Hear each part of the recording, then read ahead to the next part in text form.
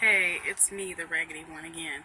So, I just wanted to finish. Oh my gosh, I got a jug of water up here. I was thirsty. So, anyway, I'm sorry, you guys. I am so not polished. I wish I was, and I'd love to do much better for you, but I just really want to get this information out to you mostly. And I was reminded that I did not finish the story about the snowplow. Okay, he had a gardening business during the summer. That's when I met him, and then we did snow plowing in the winter. I say we, but I'm out of a company, but he was going to show me how to do it.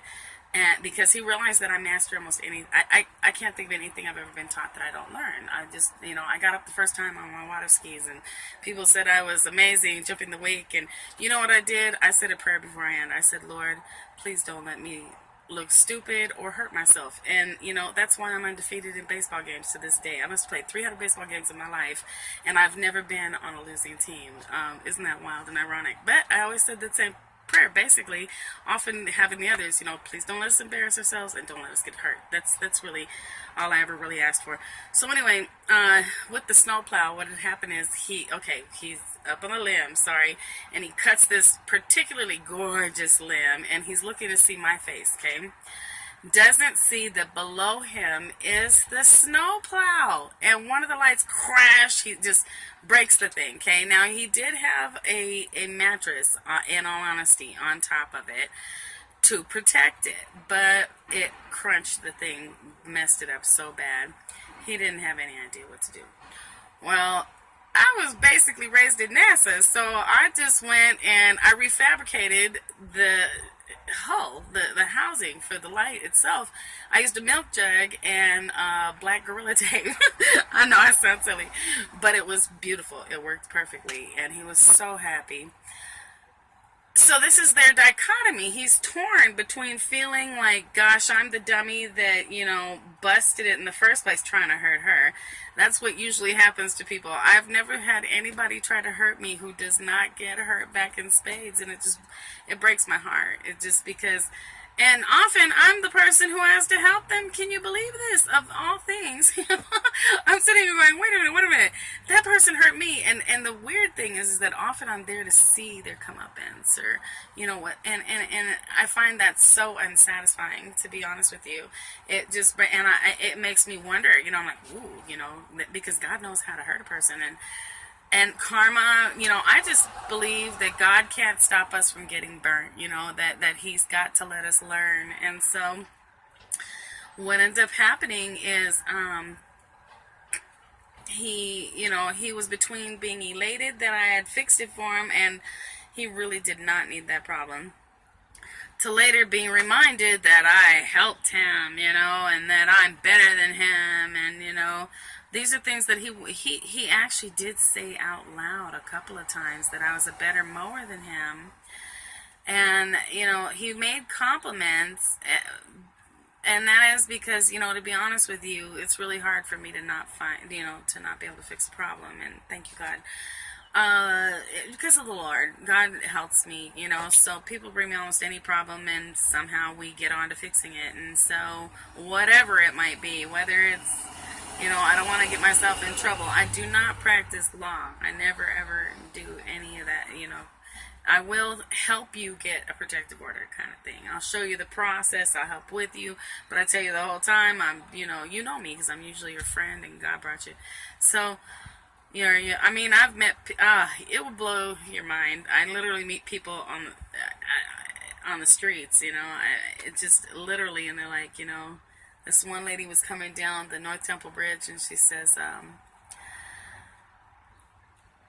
I said, pardon us, and she goes, how y'all doing? And she had this southern accent or something, and I'm just, and it was the first time I was free to ride down the bridge on my bike, and it's kind of a steep hill, and I'm a very athletic person, and so I've been injured.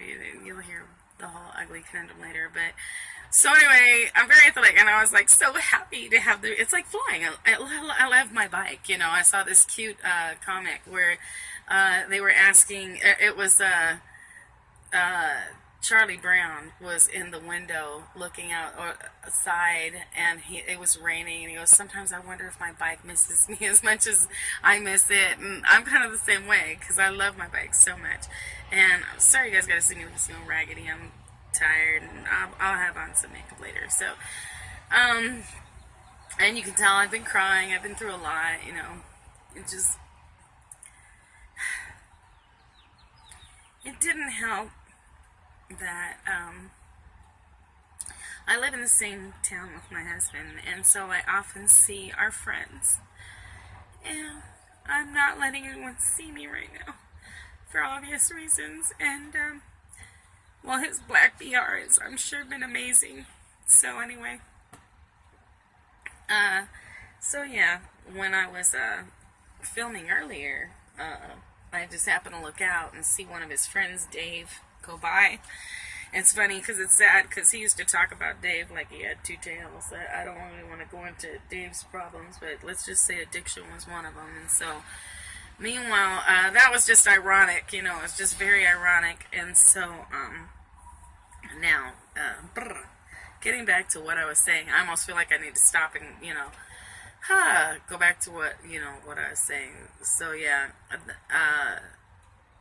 I really wanted you guys to know that these narcissists, sorry, I know I'm supposed to be much more perfect, and I wish I could be all professional and Connie Chung on you, but you're gonna be in pain for a while, and that's the main reason you need to know to get out. Get out now. It only gets worse. It gets deeper and deeper and deeper, and you will survive. I don't really suggest putting yourself back there a whole lot. I do believe in counseling. I do believe in, like right now, I'm telling you about what goes on, and that's when I cry. That's the only time I cry about this, is when I'm forced to remember it and relive it, and for the sake of others, I so will do that. I will do that for you, because I want you out of there. If you think you're being abused, you are. And so now we all, know people who sit around saying, I'm tired of this abuse, and because they haven't gotten ice in their water, and this kind of thing. And so,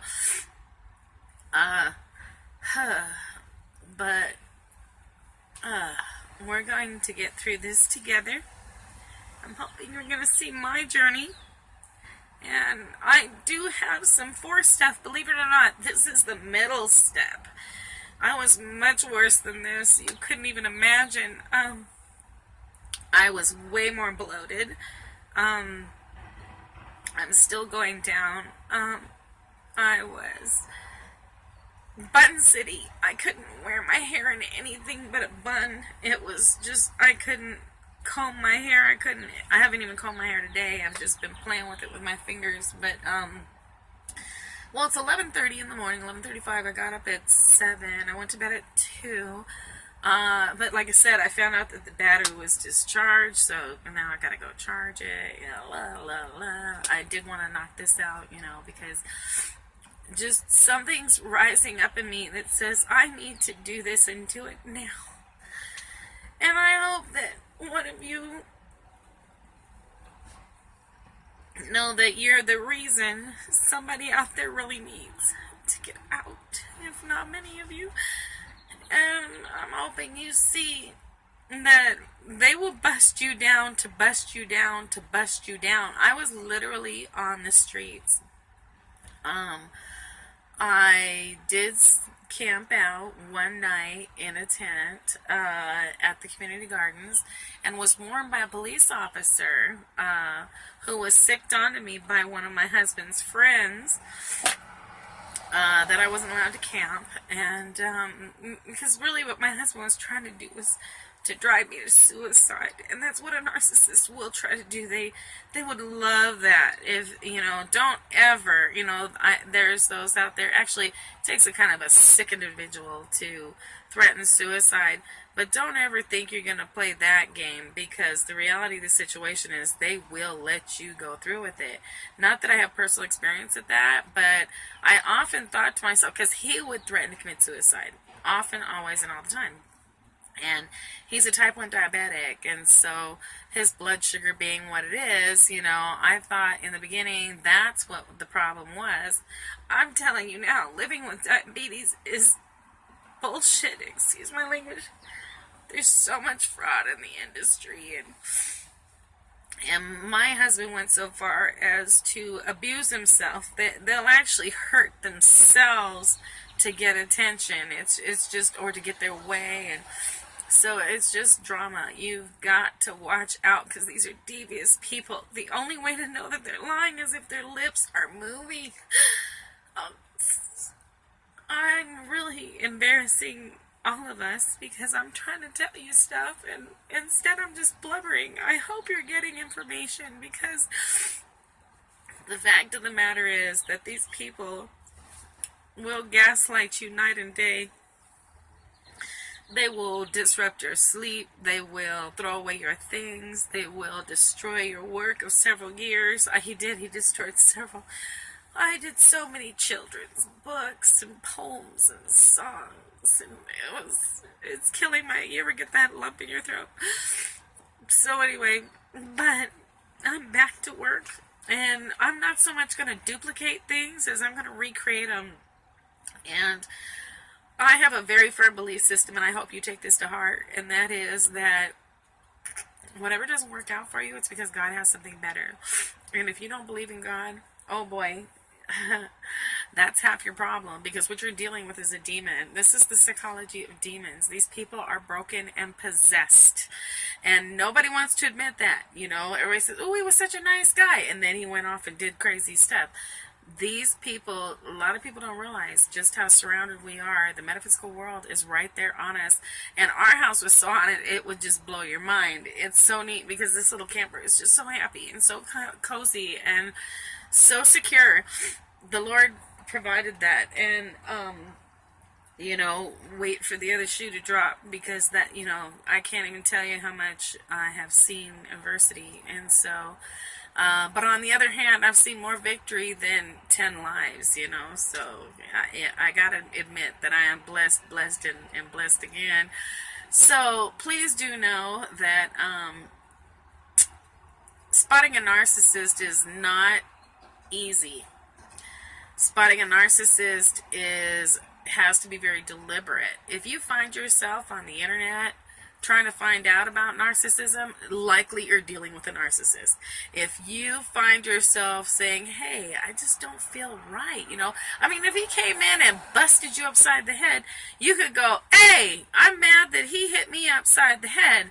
But when they come home and they just slowly grind away at you, and they'll do things to you just to mess with you, move things out of your way so you don't know where they are, and try to make you think you forgot things, or just try to tease you. There was so many times that I was distracted because I was working. I'm such a focused person sometimes. I know I don't seem that way, but I can get so intensely focused.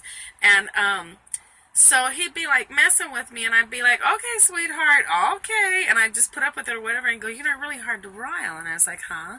And he's like, I've been trying so hard to start with something with you all night. And I was like, really? I didn't know. And he'd go, I'm sorry, and it was, boy, psycho boy. Now, that's the other thing, is that I felt so bad for him, because he has 7 different personalities, okay? He wrote his books under David W. Reed, okay, which is a pseudonym for a good reason.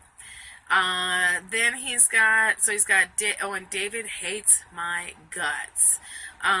So you've got David, Daniel, Danny, Dan, Stone Cold, doggone it, I messed it up. I'll probably have to do it again. I was going to try to keep this in 15 minutes. There's no way I can do it, and I'm so sorry.